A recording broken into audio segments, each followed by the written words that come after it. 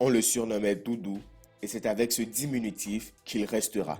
Il avait 14 ans et comme beaucoup d'enfants de son âge, il rêvait de devenir footballeur professionnel.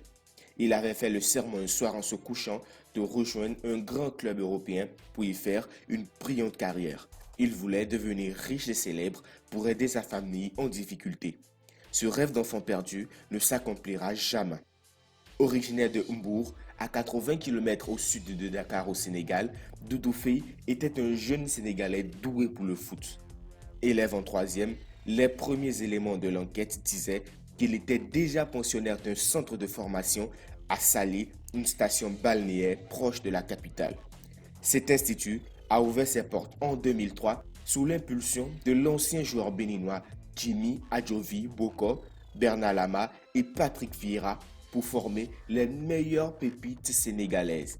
Les futurs lions de la Teranga, disait-il. Doudou n'aurait jamais finalement mis les pieds dans le centre de formation. De toute façon, son père voyait les choses autrement pour lui. Sali, c'était trop petit. Paris, Milan, Londres, voilà ce qui selon lui convenait à son petit prodige haut comme trois pommes. On lui dit souvent que son fils avait un avenir en Europe. Des recruteurs lui ont promis que Doudou allait devenir le plus grand joueur de sa génération. Mamadou Lamine Faye les a écoutés. Pire, il a cru ces intermédiaires sans scrupules qui lui ont affirmé qu'un club pro, probablement en Italie selon les premières constatations, attendait son fils sur un tapis rose.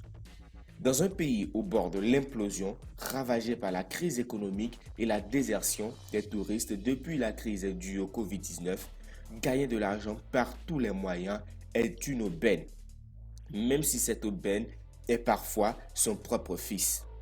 Fin octobre 2020, le papa de Doudou a payé 250 000 francs CFA, soit environ 380 euros, à des passeurs pour que ces derniers transportent de nuit son bambin par bateau jusqu'en Espagne avec escale aux Canaries.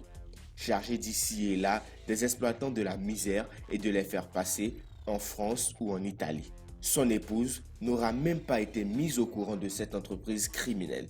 Elle n'a pas pu dire adieu à son fils. Seul et terrifié, Doudou a embarqué avec d'autres migrants entassés les uns sur les autres sur une pirogue pour rejoindre l'Espagne sur l'Atlantique via la côte ouest africaine.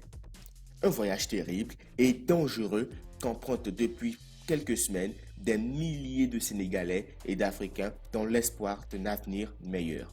Doudou est tombé malade peu après son départ. Les trafiquants n'ont rien fait pour le soulager.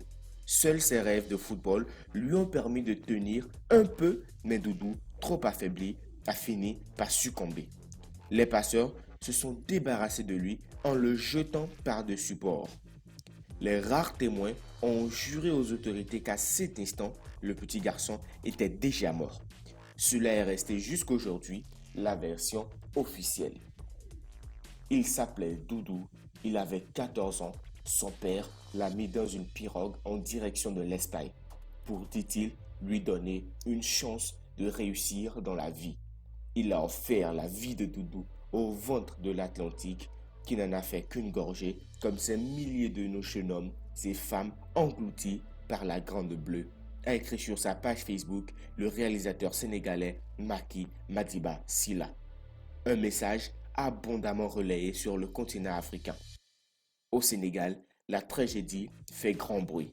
Elle est devenue le symbole d'un pays en détresse et l'image dramatique des migrations. Son père, Mamadou Lamine Faye, a été arrêté et placé en garde à vue pour homicide involontaire et complicité de trafic de migrants.